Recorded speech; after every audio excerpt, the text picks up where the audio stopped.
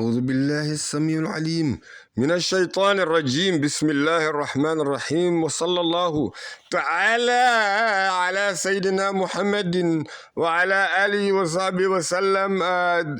This is your humble orator. Before I forget, I'm Muhammad Israel, and this is the legendary stories of the prophets. Alayhi'Ssalam. We are on the story of the prophet Muhammad. Muhammad means the one everlastingly worthy of being praised, in the state of praise. And we've completed Jesus, and there's no prophet between the two. And all the prophets mentioned in the Quran prior to Jesus or referred to, we have covered them as well. So we have completed from Adam Alayhi'Ssalam. This would be video number 67 on the Muhammadu Gambia channel, as well as on the Abdul Fattah Muhammad channel. We also want to bring the attention to everyone regarding the legendary military cities of the Prophet Sallallahu Alaihi Wasallam, beginning with his career, which is the Madani period, then followed by his military legacy with the era of Sayyidina Abu Bakr as-Siddiq radiallahu anhu. Such is followed by the era of Sayyidina Umar ibn al-Khattab al-Faruq. This is known as the legendary military government of the Prophet sallallahu alaihi wasallam. And we have also completed the era of Sayyidina Uthman bin Affan radiallahu anhu, and it's known as the Prophet alayhi salatu wasallam's legendary military empire. In those series, we are on the legendary military ideology, which is the era of Sayyidina Ali ibn Abi Talib. And we would recommend everyone to check out on Muhammadu Gambia channel from the very early ones. Unfortunately, that is not the same on the Abdul Fattah Muhammad channel. We're picking up from page number 383. When the Prophet sallallahu alaihi wasallam spoke reproachfully of the sacred gods of the Quraysh, the latter redoubled their persecution, but the Prophet sallallahu alaihi wasallam nevertheless continued his preaching, undaunted by the hostility of his enemies or by their bitter persecution of him. And despite all opposition and increased persecution, the new faith gained ground. The national fair at Oqad near Mecca attracted many desert Bedouins, and trading citizens of distant towns were attracted to such Oqad, the fair. Now, these listened to the teachings of the Prophet sallallahu alaihi wasallam, to his admonitions and to his denunciations of their sacred idols and of their superstitions. They carried back all that they had heard to their distant homes, and thus the advent of the Prophet sallallahu alaihi wasallam was made known to almost all parts of the peninsula. Very interesting from the fair. How many fairs do we have in which the Muslim brethren are out there giving real serious dawah? Interesting. I just don't know. I think I have one picture of somebody in California, but I don't know. Yeah, Allah knows best. Okay, picking up. But that's how it, that was the early ages or stages of how Islam spread.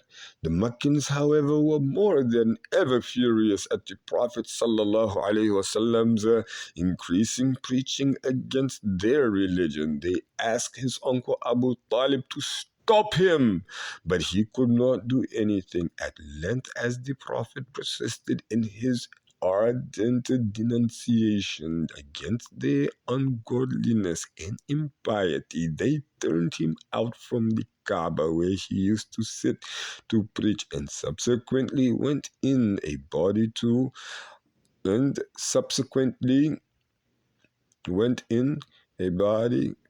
Abu Talib. In other words, they had sent and dispatched Abu Talib, and that's eventually, but it actually, when you look at the sentence, unfortunately, it says, at length, as the Prophet ﷺ persisted in his ardent denunciation against the ungodliness and impiety, they turned him out from the Kaaba, where he used to sit to preach, and subsequently, okay, so there is a shrine known as Shrine Abu Talib, maybe, yeah, in a body to Abu Talib. So this is the we're getting to the year of the famine, if I'm not if yours truly is accurate there. They urged the venerable chief to prevent his nephew from abusing their guards any longer or uttering any ill words against their ancestors. They warned Abu Talib that if he would not do that, he would be excluded from the common of his people and driven to side with his nephew.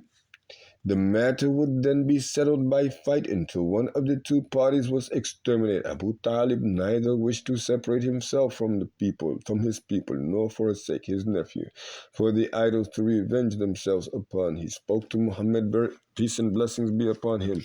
He spoke to him very softly and begged him to abandon his affair.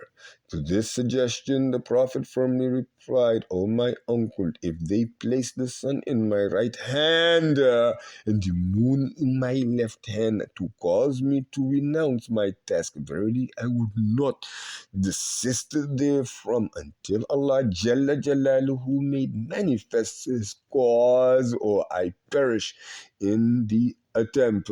He made that Jalla Jalaluhu made manifest his cause until Allah Jalla Jalaluhu's cause becomes abundantly clear. That or I perish in the attempt of seeing to it that I deliver the message. The Prophet sallallahu alaihi wasallam overcome by the thought, that his uncle and protector was willing to desert him, turned to depart. But Abu Talib called him loudly to come back, and he came. And then he said to him, say whatever you please, for by Allah Jalla Jalaluhu, I shall not desert you ever. Very interesting. The Quraysh again attempted in vain to cause Abu Talib to abandon his nephew. The venerable chiefs declared his intention to protect his nephew against any menace or violence. He appealed to the sense of the sense of honor of the two families of Banu Hashim and the Banu Muttalib, both families being kinsmen of the Prophet sallallahu alaihi wasallam, to protect their member from falling a victim to the hatred of rival parties. All the members of the two families nobly responded to the appeal of Abu Talib, except Abu Lahab, one of the Prophet ﷺ's uncles who took part with the persecutions. Tabbat yada Abi Lahabin wa tab. And the Quran was revealed, letting him know. But we talked about that in the abstract. Page number 384. During this period, Umar ibn al-Khattab adopted Islam, radiallahu anhu. In him, the new faith gained a valuable adherent and an important factor in the future development and propagation of Al-Islam. Hitherto, he had been a violent opposer, meaning prior to that, of the Prophet and Al-Islam, bitter to it all. His conversion is said to have been worked by the miraculous effect on his mind of a surah of the Quran, which his sister was reading in her house, where he had gone with the intention of killing her for adopting Al-Islam, for embracing Al-Islam. Thus the party of the Prophet sallallahu alaihi wasallam had been strengthened by the conversion of his uncle Hamza, in a man great valor and merit, and of Abu Bakr and Omar, both men of great energy and reputation. The Muslims now ventured to perform their devotions in public, alarmed at the bold part which the Prophet ﷺ and his followers were now able to assume, enroused by the return of the deputies from Abyssinia and the announcement of their unsuccessful mission. The Quraysh determined to check by decisive blow any further progress of al-Islam towards this end. In the seventh year of the mission, they made a solemn covenant against the descendants of Hashim and Muttalib, engaging themselves in contracts, no marriage with any of them, and to have no communication with them. Upon this, the Quraysh became divided into two factions, and the two families of Hashim and Muttalib all repaired to Abu Talib as their chief. Abu Lahab, the Prophet's Alayhi'Ssalam's uncle, however, out of his inveterate hatred, interesting, of his nephew and his doctrine, went over to the opposite party, whose chief was Abu Sufyan ibn Harb of the family of Umayyah.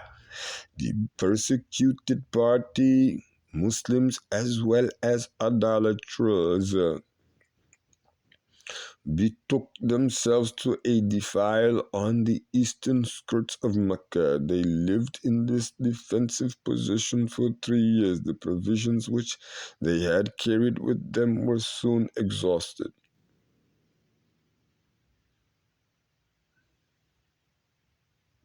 Betook themselves. So, this is again where they were put in that shrine for 3 years. An occasion, so people would actually, because let's go back.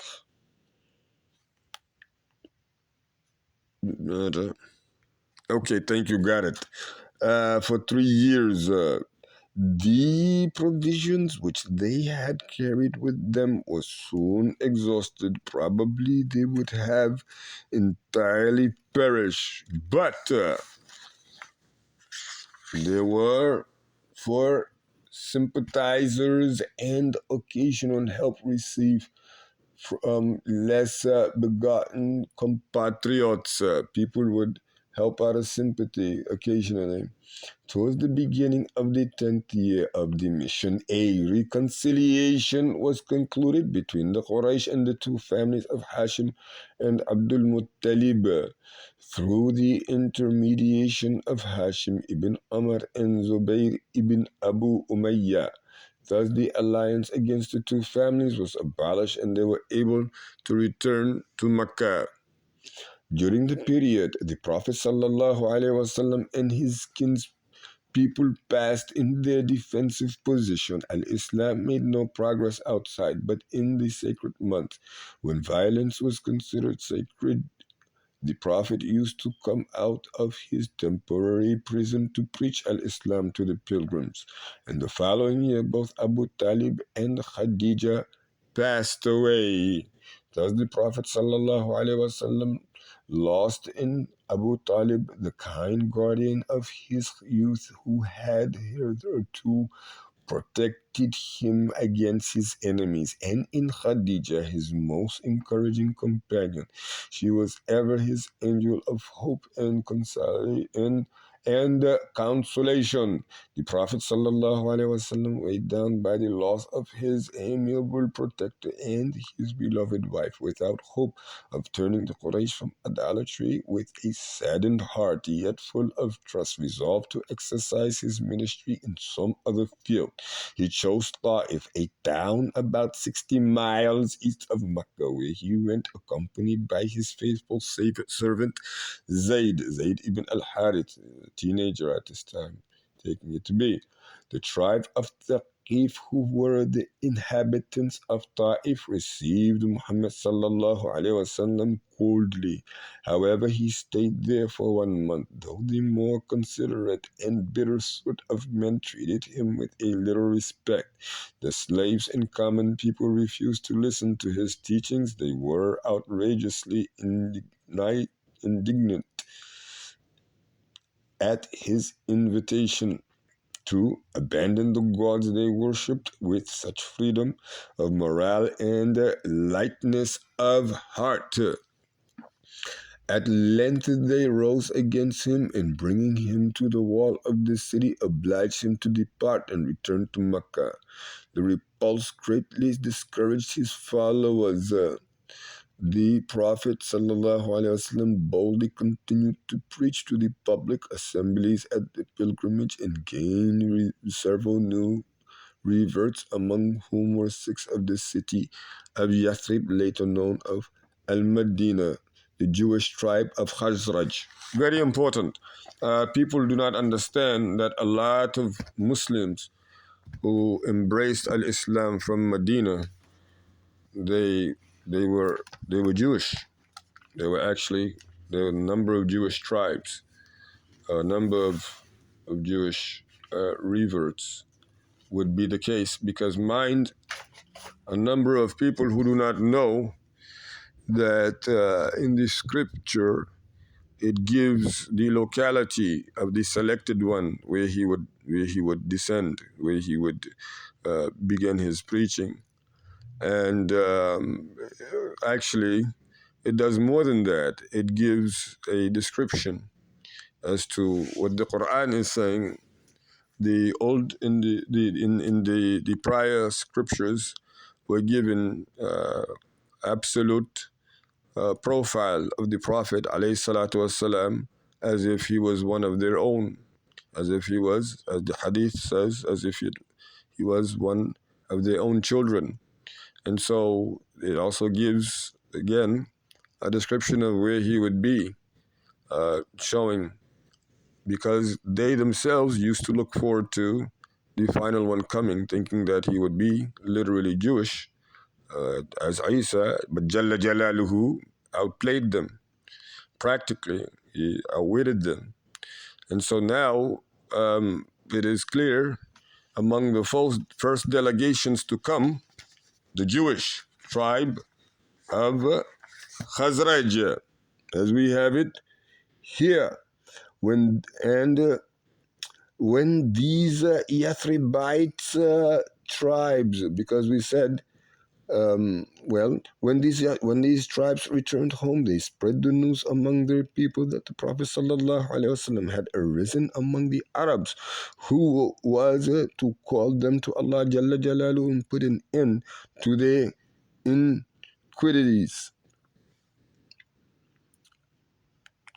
In the 12th year of his mission, the Prophet ﷺ made his night journey from Mecca to Jerusalem. Very important part we're here, considering everything that is happening in the West Bank, Gaza. And then to the heaven, his journey known as the history of Mirage Ascension was a real bodily one, not only a vision. It was at this time that Allah Jalla Jalaluhu ordered the Muslims to pray 5 times, an actual 5 times daily prayer. Allah Jalla Jalaluhu said, glorified and exalted be to He, above all that associate with him, who took his slave Muhammad Alayhi'Ssalam for a journey by night from Al-Masjid al-Haram, meaning Mecca, to the farthest mosque in Jerusalem, the neighborhood whereof we have blessed in order that we might show him of our proofs and evidences.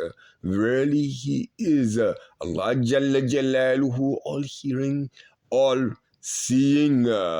Abbas ibn Malik reported that Malik ibn Sa'sa said that Allah's Messenger Sallallahu Alaihi Wasallam described to them his night journey.